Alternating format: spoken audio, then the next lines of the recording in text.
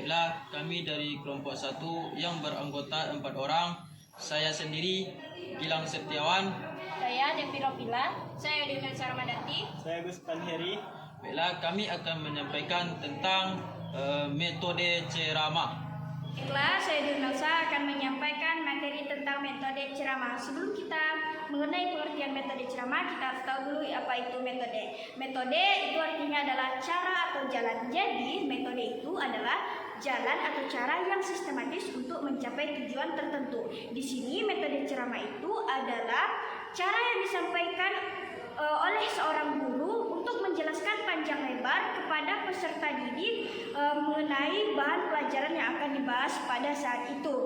Nah, metode ceramah ini tuh hanya siswa duduk, melihat, mendengarkan apa yang disampaikan guru dan mengutip intisari dari pelajaran tersebut tanpa adanya tindak lanjut atau penjelasan langsung atau tanya jawab dari guru tersebut, sehingga perlu adanya metode yang lain atau metode yang variasi serta media pembelajaran. Ini saya akan menjelaskan tentang langkah-langkah metode ceramah. Langkah-langkah metode ceramah itu ada 3. Yang pertama, langkah persiapan atau perencanaan. Yang kedua, langkah penyajian. Yang ketiga yaitu langkah penutup. Yang pertama, langkah penyajian atau langkah perencanaan atau persiapan.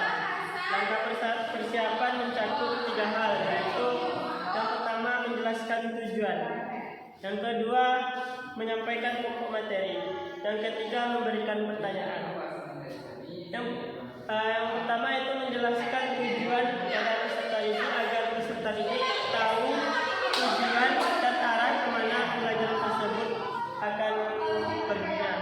Yang kedua itu memberikan dan menjelaskan kepada peserta didik pokok-pokok materi yang akan kita sampaikan pada saat pembelajaran.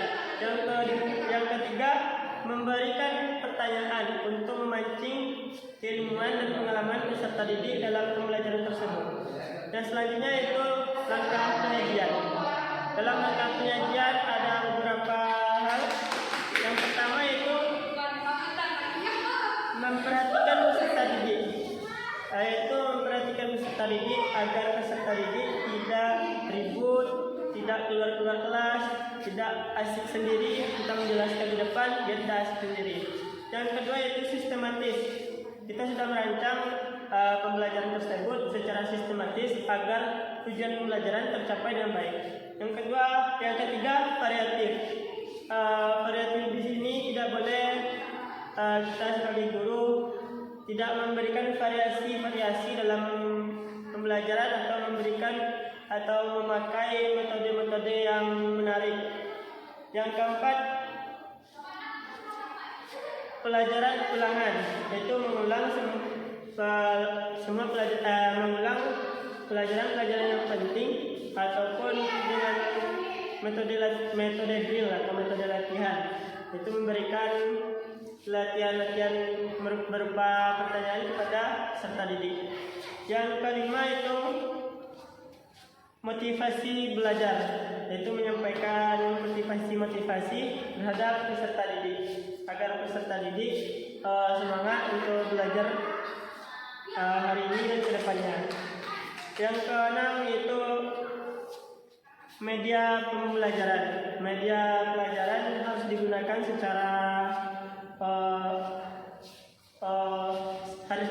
secara optimal dengan umpamanya tim fokus ataupun papan tulis dan media-media lainnya. Selanjutnya yaitu langkah penutup. Langkah penutup ada 3 bagian. Yang pertama, mengambil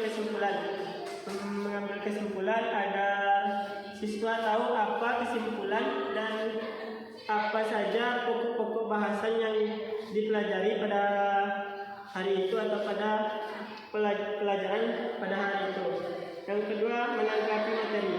Yang ketiga yaitu penilaian. Di sini saya akan menjelaskan tentang kelebihan metode ceramah. Yang pertama ialah murah karena tidak memerlukan banyak biaya. Yang kedua yaitu mudah karena cukup menggunakan media lisan. Yang ketiga yaitu hierarki. Yang keempat ialah materi pembelajarannya banyak. Terus yang kelima itu keadaan kelas dapat terkontrol. Dan yang keenam memberi tekanan terhadap hal-hal yang lebih penting atau materi yang penting. Terus yang terakhir yaitu organisasi kelas dapat berjalan dengan lebih sederhana. Baiklah, poin yang terakhir yaitu kelemahan dari metode ceramah. Kelemahannya yaitu yang pertama, peserta didik akan merasa mudah bosan dan juga jenuh terhadap pembelajaran yang dilakukan. Yang kedua, pembelajaran hanya berfokus kepada guru, di mana peserta didik tidak bisa menyampaikan pendapatnya dan juga pengetahuannya. Dan yang ketiga yaitu peserta didik itu sulit untuk memahami materi yang diajarkan. Kemudian cara untuk mengefektifkan metode ceramah ini yaitu guru harus bisa menguasai materi pembelajaran yang diajarkan. Kemudian mengkombinasikan metode ceramah dengan metode yang lain. Dan yang terakhir yaitu gunakanlah media yang menarik. Itu dari hasil penyampaian materi kami tadi. Jika ada kekurangan kami mohon maaf. Jika ada kesalahan kami mohon maaf lagi. Jika ada kelebihan itu datangnya dari Allah. Kami akhiri. Assalamualaikum warahmatullahi wabarakatuh. Bismillah. Menghasilkan kami akhiri.